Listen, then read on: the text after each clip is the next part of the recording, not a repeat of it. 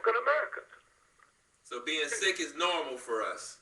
Yeah, but look what they tell us. They say, well, the reason is I got to go to the same system that don't like me to find out what's wrong with me. Something wrong with that, right? Absolutely. And they tell me, too, well, what's wrong is black men don't go to the doctor to get examined, so it's so late. I said, okay, wait a minute, back up. Where do they go get examined in Africa? Where's that? Prostate cancer ain't running rampant in Africa. Black men is 4% of America's population. 83% of prostate cancer death in America is black men. Why isn't that reflected in Africa if it's a black thing? Are you telling me white, hillbilly, grade school, dropouts, can't read, can't write, living in a trailer, are you telling me they go get examined? Not at all. And so when you stop and think about black women, 6% of America's population, 98% of fibroid tumors, black women. And nobody said, wait a minute, hold it. Wait, stop. But remember, this ain't nothing new. When Elijah Muhammad, I was one of the ones that was laughing. Say, no white women, no pork. I was laughing. Give me a break. And now we go through the black community, and we see Muslims with no bumps on their face. 120 degrees in the summertime, they got on a suit with a bow tie, don't sweat. And we got them slowed up and say, hey, wait a minute, what are you all doing? How can, you didn't leave the community, how come you don't need bigger or nicotine or cigarettes? What is this about? And so when you stop and think, when you rally behind food because it was the only thing you had, that nobody could tell you how to cook it. And it's hard to break that chain when people rallied behind it. You never heard nobody, when I was going to say, can't nobody read like Mildred. Can't nobody cook barbecue or fried chicken like Nellie. And then you start breaking that chain. I see it's being broken now because every time I go into Whole Foods, you see more and more African Americans. That's there. You see more and more African Americans is buying bottled water. And so, but it takes a long time to turn that train around. But it's working. I mean, if you go into health food stores in the black community in Atlanta, they're not going out of business. They got people coming in around the clock. And if you stayed open, they be coming in at night. So there's little by little, people are beginning to find out that it might be, and I might have to pay a little bit more. Well, that's hard to do. When you got a choice between heating your house and eating a cooler and you're going to pay 40 to 60% above markup to get food that's organically grown, but you get what you pay for. They got organic, 1/4 of all the pesticides in America is used on the cotton crop. So all at once now, you got people buying organic pillars that's made out of organic cotton, organic sheets, organic socks, cotton shirts with all that poison in it. So all at once now hemp cannot be used in America, grown in America, because there's a piece of it you can use for drugs. But one of the biggest imports in this country out of Canada is hemp, where they're making hemp clothing and what have you. So, the thing is changing, but everybody at the bottom of the totem pole is going to get less of whatever the good thing is. The cars, I remember when I was a little boy, 99% of black folk couldn't afford no new car. So they get an old raggedy car and the tires. I mean, how many black folks in the ghetto know about rotating your tires? Getting rid of them after they ride in the car until the tire go down and they don't have a spare. So then they got to go buy a used tire. So this is once you put in your head that you are poor and you are convinced by a system that you are poor, and thank God you're doing better than so-and-so, then they got you. They got you. Yep. In every aspect, what you think, what you buy, and of course what you eat. Yes. Well, in closing, Mr. Gregory, tell us what you've been doing, lately in this field of fighting nutritional genocide in the community for the last 3-4 minutes.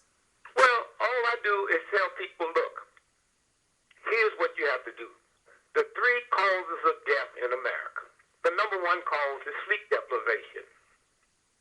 Get what you eat. That's the number 1 cause of death. The number 2 cause is dehydration, and the number 3 cause is lack of physical fitness.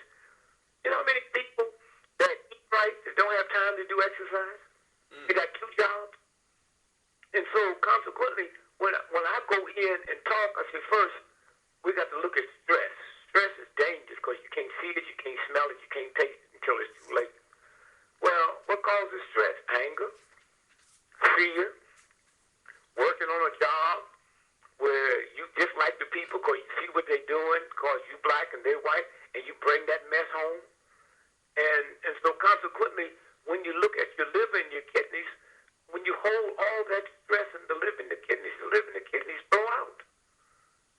When you laugh, you use certain muscles that push against certain glands that cause them to secrete an oil that wipes out negative stuff. That's why they say laughter is good medicine. When you're angry and frown and bitter, you use certain muscles that push against certain glands that drops a gas in your body that's poison. And so you got to go through the whole bit. You know, it's kind of interesting. Stanford University, one of the leading universities in the world, they have a department of forgiveness. So, you know, that's what King and the movement was talking about. Forgive, forgive, forgive. And when you don't forgive, you hold things. Remember, the same God that invented the Germans invented the Jews. The same God invented the Klan, invented the blacks. The same God invented the slave master, invented the slave.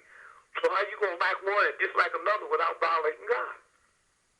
And so as we can throw this out and get up and walk and get the proper rest and drink the proper amount of water. The body is 90-some% water. Not Kool-Aid, lemonade, but I get instant gratification from drinking something sweet or eating something sweet or eating something spicy. And then, so all you got to do is put it out there. I smoke 4 packs of cigarettes a day, a fifth of scotch every day. My top weight was 365 pounds.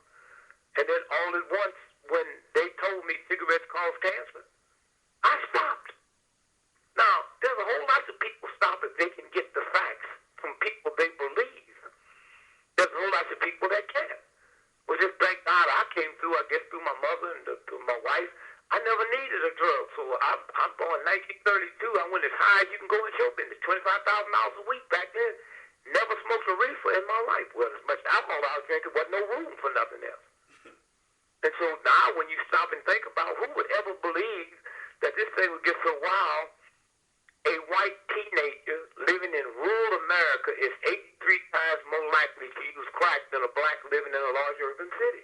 Right. Do you think the New York Times is going to tell you that? Not at all.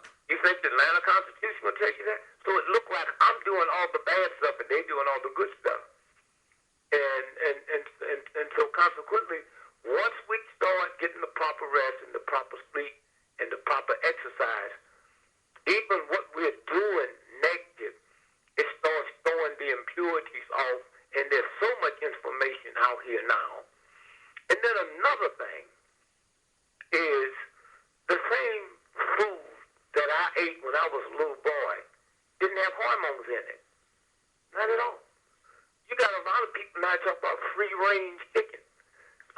You got Colonel Sanders Kentucky Fried Chicken. They can't use the word chicken no more. They call it KFC because these chickens that they raise, what they call Frankenstein chickens, they don't move, they grow them, they're genetically engineered where they don't have no feet or no beak, anything they can't sell, or no skin. And so consequently, we're not aware of that. And people that is aware, they're still going to get it for their children. How does that affect my glands? Right. If I would have started smoking when I was a child, it's far more detriment than if I started smoking when I'm an adult, or alcohol, because my glands are developing, my organs are developing. And so I think it's beginning to turn around some. My biggest problem is going into grade schools and have to talk to young children. I don't even step. How am I going to tell you as a 6-year-old that what your mother is doing is killing you? I'm not about to do that. I'm going to tell you sugar is bad. White refined flour is bad. White rice is bad. Well, not me. Because how you going to convince somebody black that biscuits is something wrong with biscuits? Instant grits, instant